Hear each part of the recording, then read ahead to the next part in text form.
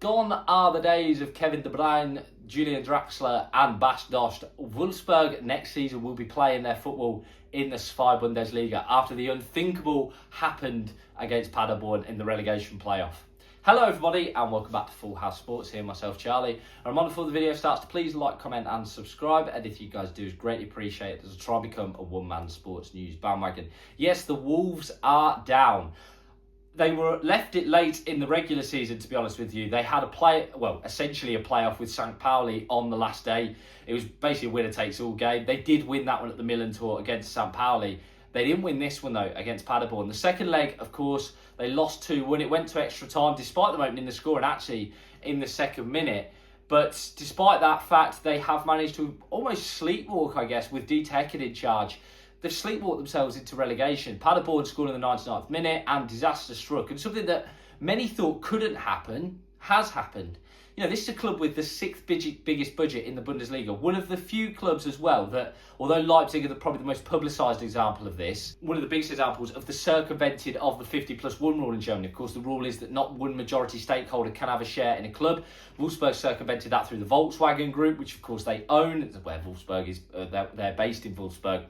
They have the sixth biggest budget. Like I say, this was a side at the start of the season aiming for Europe. And they're a side with some very good players on their books. Of course, everyone in England leaps and looks at Christian Eriksen. But there's other players as well. You look at the likes of Amora and Kurumbi as well, the French young player, as well as Clayson and Vinicius in the midfield. They're all good players.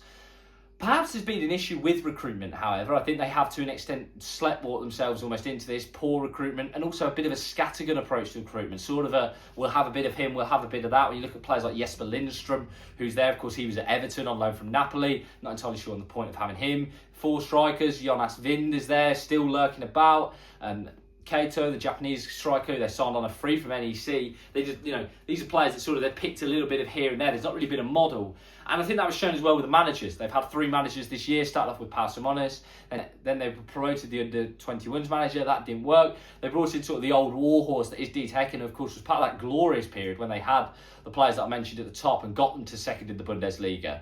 And despite all that, they have managed to find themselves, like I say, relegated from the to the VFL Bundesliga. It's incredible as well when you look at it. On transfer market, officially they are ranked as 80 million. Their squad is worth 80 million. They could have bought Paderborn squad twice.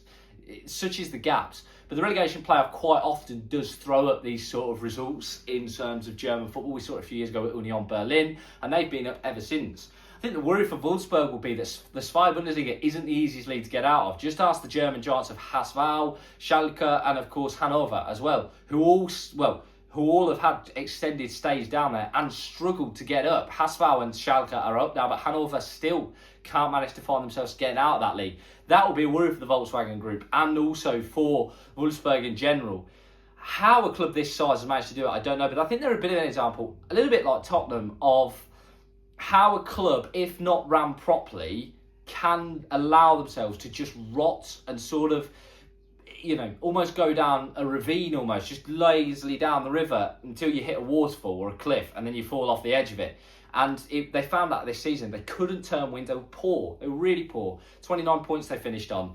And they barely won a game, and they had single-digit wins. They were lucky to stay up anyway, or lucky to have this relegation playoff opportunity. I think it was a reflection of the standard of the league this year in St. Pauli and Heidenheim, who went down. No longer. They find themselves relegated.